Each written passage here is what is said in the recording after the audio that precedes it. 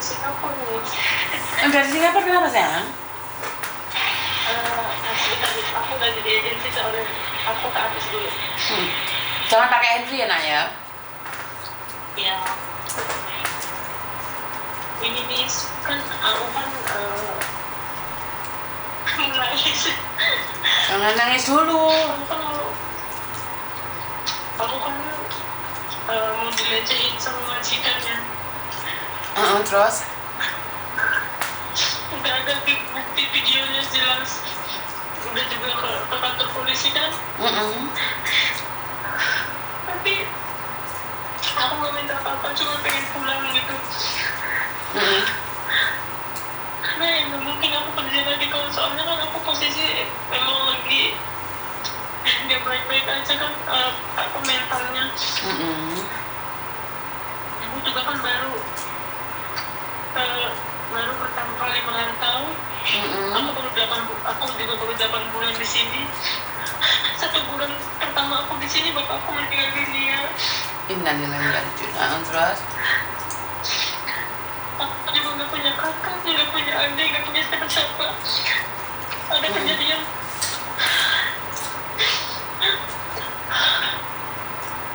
Pada kejadian itu kan, aku bingung mau bilang sama siapa. Dan aku langsung nelfon orang tua aku. Orang tua aku kaget kan, karena udah tua juga, shock. Dan sekarang juga lagi sakit, lagi dirawat. Tapi dari pihak sini, dari pihak agensi sama dari pihak polisi nggak boleh ngizinin aku pulang. Ya kan kamu lagi kasus nak, yang sabar dong. Iya, aku lagi kasus, aku juga tahu. Tapi polisi tetap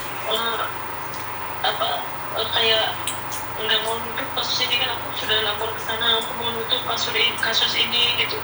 Soalnya kalau lama-lama aku di sini juga bolak-balik bolak-balik persidangan, aku nggak fokus. Soalnya aku juga mikirin orang tua aku di kampung kan, emang nggak ada yang ngejagain gitu. Ya kamu bilang aja cancel kasusnya nak. Kamu ngomong aja cancel kasusnya, pulang. Enggak bisa, aku udah bilang Miss.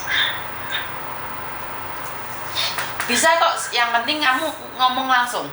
Bisa kok. Aku udah ngomong langsung Miss, aku langsung dari agensi aku diantarin ke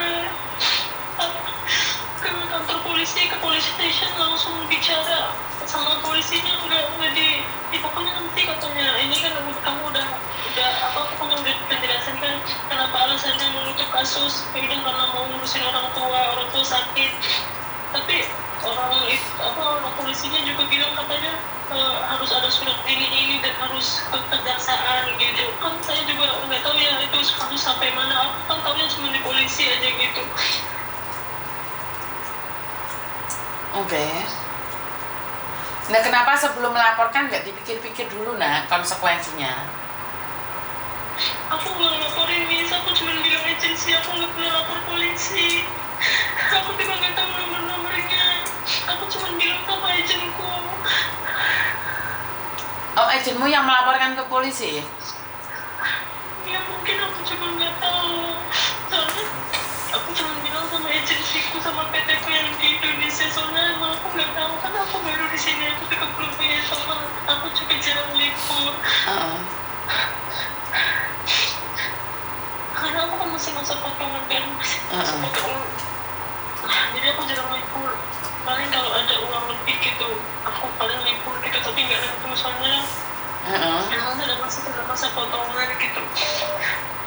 Jadi aku nggak banyak teman, dan aku bingung mau bicara ke siapa, mau ngomong ke siapa. Dan aku juga nggak pernah bilang ke kantor polisi. Aku nggak tahu, aku nggak pernah nelfon polisi itu. Ya, konsekuensinya kalau di pelecehan itu mungkin harus delik kasusnya lebih panjang ya. Karena kan harus diselidiki juga semuanya. Iya Miss, saya juga paham. Tapi sampai jelasin videonya, saya merekam semua videonya. Sudah lapor MOM loh? Saya itu mau kenapa juga takut misalnya di sini saya nggak ada siapa-siapa, terus saya kalau takutnya kalau saya lapor nanti saya nggak berabe, gimana sih kamu mau lapor sana lapor sini, jadi aku juga bingung, makanya aku mau cari saran ke sini. Waduh, ini bingung. Gini aja, kamu videonya apa aja sih, Dok? Kamu dikentu apa diraba-raba apa diapa nih? Pelecehan itu piye? Gak paham isu ini. Aku dengan detailnya sebelumnya itu sebelum aku video aku sebelumnya aku kan aku dari awal bis aku cerita kan aku dia megang aku ke bawah turun nanti anaknya sekolah. Nah terus di situ dia mau gendong kan anaknya 3, misalnya ngurusin anak 3. Nah anak yang kedua itu kan bisa jalan kan, udah jalan sendiri, saya cuma bawa tasnya. Nah anak yang kecil ini yang 1,5 tahun itu nonton mau ikut karena dia suka nangis karena kalau kata Jawanya apet gitu, pengennya ke bapaknya terus. Jadi kalau dia bangun kalau lihat bapaknya turun jadi ikut dulu. Nah dibawa lah sama bapaknya itu turun ke bawah. Ya udah karena kan emang rumahnya kan jarang CCTV, cuma ada 2 di kamar belajar sama di dapur doang. Udah turun kan saya ke bawah. Nah dia itu ngasih anaknya ke saya nih, ngasih anaknya saya berpikirnya itu aku kayak emang ya udah nganggap bahwa dia itu ya baik gitu, bukan macam-macam saya gitu kan. Ya udah dia ngasih ke saya sambil dia pegang kayu di atas saya nih, tapi saya nggak berpikir bahwa dia itu pegang karena mungkin nggak sengaja gitu awalnya. Diremes gitu? Aku ya di brush gitu, brush. Terus? Terus aku udah berpikir aneh-aneh, mungkin gak sengaja karena kan pegang anak kan, jadi karena emang ya udah lah orang dia juga pegang anak, mungkin gak sengaja gitu kepegang gitu. Nah yang kedua kayak gitu lagi Miss. Dan aku langsung berpikir ini bukan sengaja nih, ini bener ini masa kalau sengaja masa setiap dia ngasih anaknya ke aku gitu kan. Udah kayak gitu. Terus aku sambil tegang sambil jalan cepat kayak lari gitu. Terus dia juga mau ke pintu mobil terus sambil mainin anaknya, bercandain gitu sambil ngelus ini leher aku. Terus aku langsung lari lah ke lift. Aku bilang ya Allah ini berarti nggak sengaja, tapi dia sengaja gitu. Karena aku nggak ada bukti kan, dan aku juga nggak bisa ngomong sama siapa-siapa. Kalau aku ngomong juga cuma karena aku nggak ada bukti. Nah kejadian yang ketiga tuh kan di situ kan cuma ada anaknya yang nomor 1 sama anaknya yang kecil. Aku itu yang kedua itu yang ibunya sama anaknya kedua itu lagi les. Anak yang pertama itu kalau udah nonton TV aja. Nah anak yang kecil itu dibawa ke kamar Miss. Dibawa ke kamar aku suruh ambil. Ya udah namanya juga aku yang kewajiban aku, ya udah aku ambil. Udah aku ambil, dia itu mendorong aku ke arah kelaminnya dia. Terus aku langsung lari ambil anaknya. Nah terus yang keempatnya keesokan harinya anaknya itu dia semua dan diantar sama istrinya. Anaknya lagi dibawa lagi lah ke kamar. Aku suruh ambil. Nah disitulah aku ambil video Miss. Kamu ambil video terus? Iya, dia pegang payudara aku, pegang kelamin aku, terus dia juga mau. Kelaminmu yang bawa dipegang juga? Iya. Kamu didorong dipegangin gitu kelaminmu? Iya, aku dorong dia dan aku juga langsung lari. Aku nggak ambil anaknya, padahal di situ kan ada anaknya loh Miss. Maksudnya tangannya itu masih di dalam baju atau di luar baju? Di luar baju. Oke.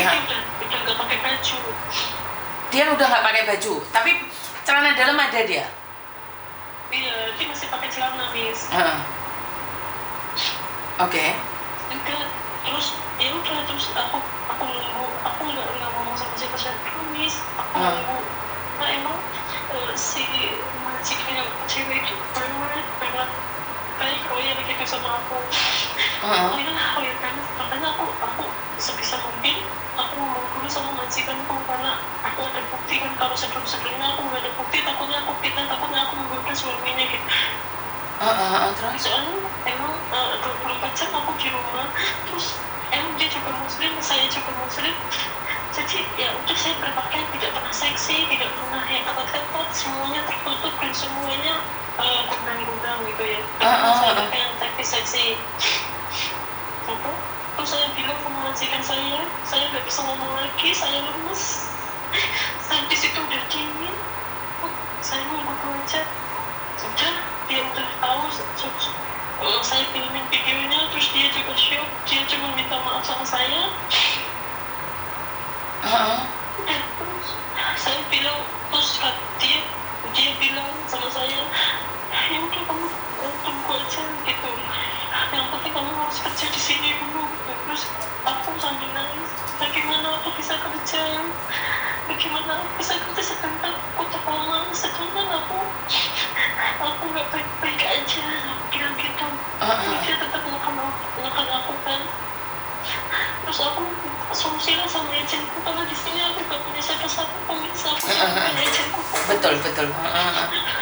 Semua kalau kesal bilangin ke agent, nah di situ habis aku nonton agent, aku pergi sama Menko, aku mau sholat dulu pada di situ.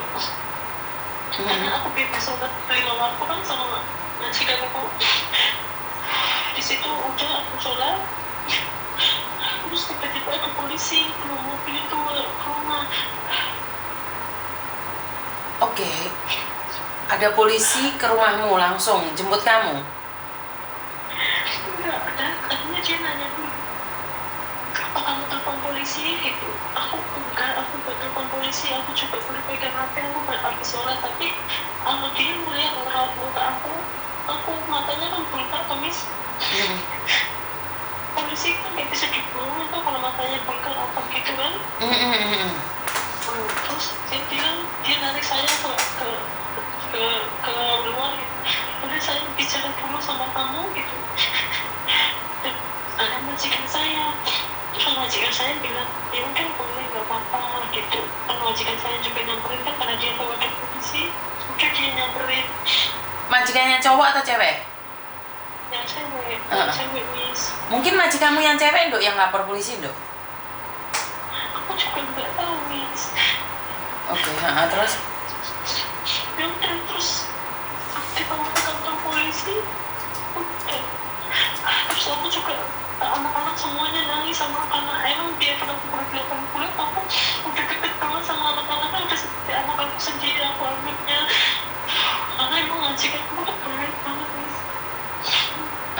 Kenapa aku bisa berani ngomong sama majikanku yang cewek, karena emang dia itu baik. Kalau saya memang ada minusnya kan, dia itu kan kasar gitu kalau udah marah, cuma nggak, udah kalau udah marah ya udah gitu loh. Tapi kalau masalah semuanya itu baik. Udah gitu ya udah, terus saya dibawa ke kantor polisi dan saya dipulangin ke agensi sini. Tapi kalau sudah kasus gini, apakah MOM secara otomatis tahu atau enggak ya? Aku juga nggak tahu miss. Kan ada MOM, ada CGA, terus ada teman-teman pulang, aku ngomong agensi, langsung ngomong agensi, nenek agensi membantu dong.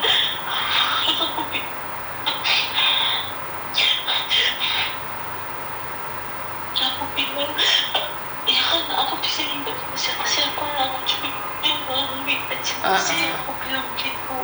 Terus ya tapi kamu salah, udah gitu sama aku.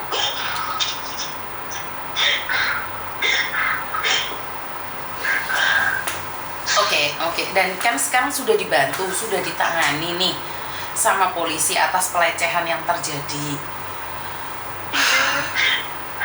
Apa yang kamu mau sekarang, sayang? Aku juga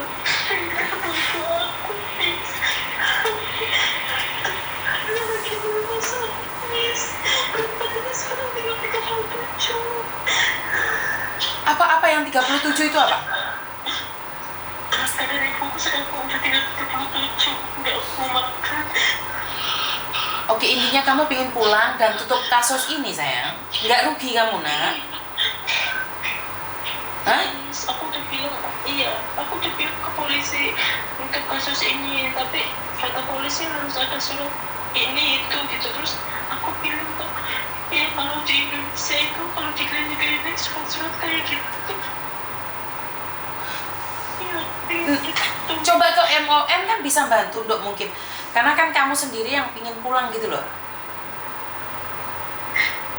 Tapi saya takut sungguhnya, takutnya nanti ya memperkeruh masalah.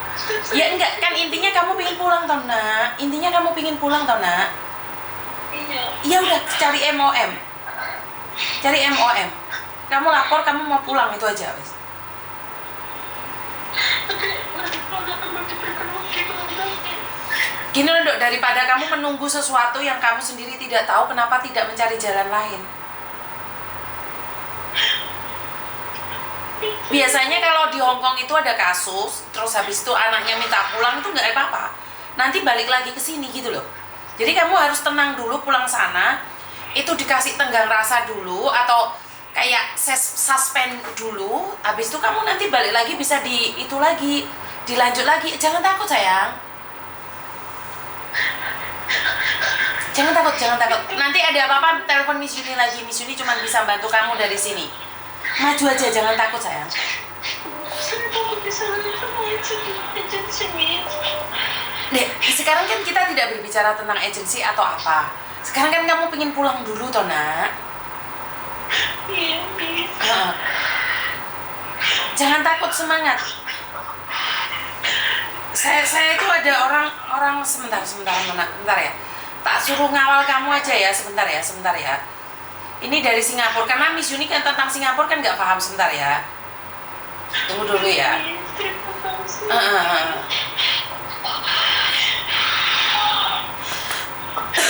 Saya nggak tahu itu betul sih. Karena Miss Yuni kan nggak tahu nih tentang Singapura, tak tanya no yang ada di Singapura dulu. Tak tanyakan Mak Atin dulu. Biar kamu dihubungi dulu, sebentar ya nak ya. Sebentar ya nak. Ini kamu telepon aku pakai nomor Indonesia atau pakai nomor Hongkong loh? Indonesia bisa, aku nggak punya nomor Singapura. Bukan, kamu telepon Miss Yuni pakai nomor Indonesia atau nomor Hongkong? Oh, pakai nomor yang Indonesia. Sebentar ya. Sebentar ya nak ya, sebentar. Yang telepon ntar dulu ya teman-teman ya. Yang telepon ntar dulu ya, sebentar. Tenang dulu. Tenang sayang. Tenang sayang, tenang. Pantes kamu telepon mulai tadi ya. Kenapa sayang? Kenapa? Dari kemarin saya Oke. Nah ini hubungono arek sekarang di Singapura kono, bilang aja disuruh Miss Yuni.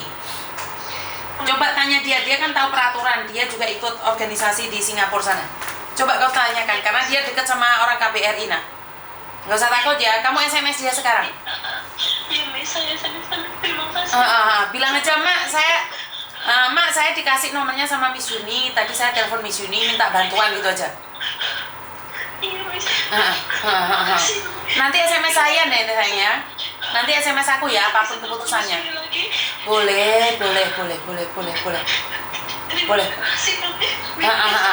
Nanti dia kenal orang KJRI, dia juga mungkin bisa antarin kamu ke MOM juga. Yang penting kamu tenang dulu ya sayangnya. Terima kasih.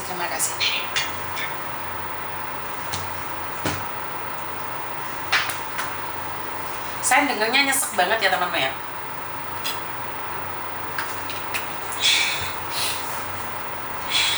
Saya nggak tahu harus ngomong apa dan bagaimana ya. Karena itu kadang-kadang kalau saya nggak nge-live itu kayak ada sesuatu yang kurang.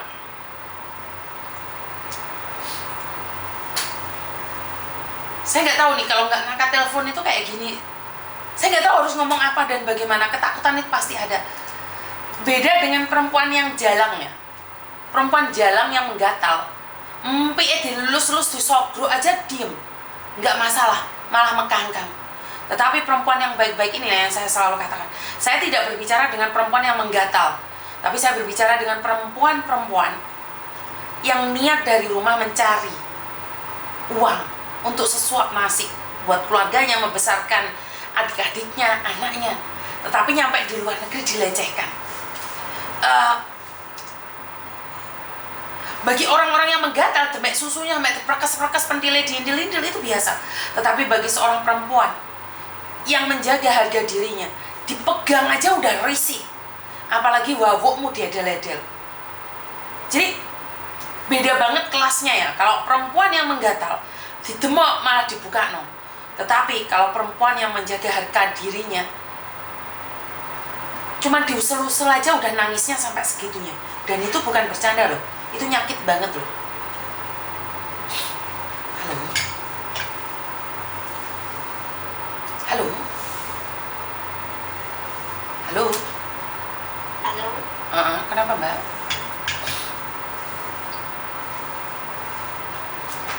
Halo?